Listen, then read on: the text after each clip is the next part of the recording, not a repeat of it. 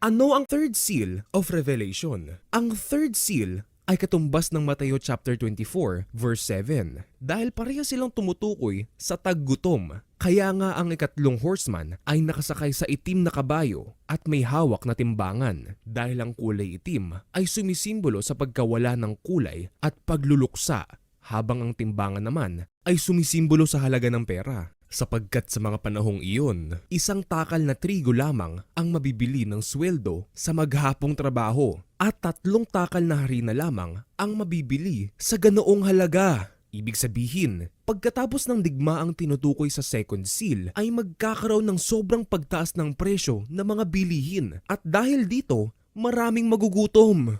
Ang mga elitista ay gumagawa ng mga giyera, terorismo at mga epidemya upang makontrol ang mga tao sa pamamagitan ng takot. Kaya para may sa katuparan nila ito ay ginagamit nila ang Hegelian dialectic, kung saan sila mismo ang gagawa ng problema upang matakot ang mga tao at tanggapin ang kanilang ino-offer na solusyon. Ngunit ang kapalit nito ay ang unti-unting pagkawalan ng ating kalayaan. Anyway, matutupad po talaga ang lahat ng propesiya sa Biblia sa ayaw man natin o sa gusto. Ngunit kung isa kang tunay na Kristiyano ay hindi ka dapat matakot sa kanila dahil kakampi natin ng Diyos, ang Alpha at ang Omega.